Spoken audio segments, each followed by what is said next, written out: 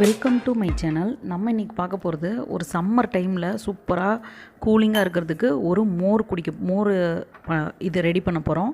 அதுக்கு சும்மா நார்மலாக வெறும் மோர் மட்டும் எடுத்துக்காமல் அதில் கொஞ்சம் கொஞ்சம் இன்க்ரீடியன்ட் சேர்த்து பண்ணலாம். இன்னொன்று ஒரு வெயிட் லாஸ்க்கு ஒரு ஜூஸ், ரெண்டுமே எப்படி பண்ணலான்னு பார்க்குறதுக்கு முன்னாடி வீடியோவை லைக் பண்ணுங்கள், ஷேர் பண்ணுங்கள், சப்போர்ட் பண்ணுங்கள், சப்ஸ்கிரைப் பண்ணுங்கள், அப்படி பெல் ஐக்கானை கிளிக் பண்ணுங்கள். அப்படி அப்போ தான் நான் ரெகுலராக போடுற வீடியோஸை உங்களால் பார்க்க முடியும். வாங்க இப்போ வீடியோக்குள்ளே போகலாம். இப்போ நான் ஒரு பிளேட்டில் கொஞ்சமாக வெள்ளரிக்காய், அப்புறம் ஒரு 2 நெல்லிக்காவை துருவி வச்சுருக்கேன், ஒரு கை சின்ன வெங்காயம் எடுத்து வச்சுருக்கேன், இஞ்சி கொத்தமல்லி எடுத்து வச்சுருக்கேன். இப்போ இஞ்சியை வந்துட்டு நல்லா துருவி எடுத்து வச்சுருக்கேன், கொஞ்சம் சின்ன துண்டை, அந்த துருவுனதை அது கூட சேர்த்துக்கிட்டு இப்போ நான் ஒரு முழு வெள்ளரிக்காவை நல்லா தொலியை சீக்கிட்டு நல்லா கட் பண்ணி வச்சுருக்கேன். உங்களுக்கு இது பிடிக்கல அப்படின்னா ஸ்கிப் பண்ணிடலாம், இல்லை கம்மியாக வேணாலும் சேர்த்துக்கலாம். இப்போ ஒரு கையளவுக்கு சின்ன வெங்காயம் சேர்த்துக்கிட்டேன். அப்படி கொஞ்சமாக ஒரு கை அளவுக்கு கொத்தமல்லி சேர்த்துக்கிட்டேன். இது வந்துட்டு 2 நெல்லிக்காவை வந்துட்டு நல்லா க்ளீன் பண்ணிவிட்டு துருவி எடுத்து வச்சுருக்கேன்.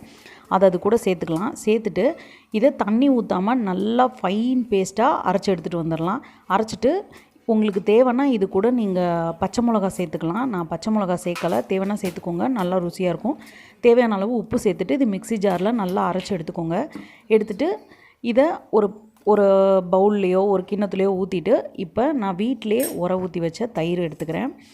நல்லா பசுந்தயிருங்க எடுத்து அதையும் வந்துட்டு ஒரு 2-3 சுற்றி எடுத்துக்கலாம் மிக்ஸி ஜாரில். அதே மிக்ஸி ஜாரில் கொஞ்சமாக ஊற்றிக்கோங்க. ஊற்றி ஒரு 2-3 சுற்றி எடுத்துக்கோங்க. ஏன்னா அப்படி நீங்கள் சேர்த்திங்கன்னா ஒரு மாதிரி தயிர் வந்து திப்பியாக இருக்கும். நீங்கள் ஒரு சுற்றி எடுத்துட்டிங்கன்னா நல்லா மோராயிடும். அதனால் இப்போ நான் நல்லா அதில் மிக்ஸி ஜாரில் அடித்து எடுத்துக்கிட்டேன். கூட கொஞ்சம் தண்ணி சேர்த்துக்கோங்க. சேர்த்துட்டு இப்போ நம்ம அரைச்சி வச்ச பேஸ்ட்டு கூட நம்ம இதை கலந்து லைட்டாக கிண்டி விட்டுக்கோங்க. உப்பு செக் பண்ணி பார்த்துக்கோங்க. உங்களுக்கு காரம் தேவை, இதோட காரம் தேவைன்னா நீங்கள் ஃபஸ்ட்டு அரைக்கும் போதே கொஞ்சம் ஒரு பச்சை மிளகா சேர்த்துக்கோங்க. நான் பச்சை மிளகா சேர்த்துக்கல. இப்படி குடித்தாலும் சூப்பராக இருக்குங்க. வெயில் ரொம்ப இருக்கிற சமயத்தில் குடிச்சிங்கன்னா நிறைய பசி எடுக்காது, சூப்பராக இருக்கும். வெயிட் லாஸுக்கும் ரொம்ப நல்லதுங்க.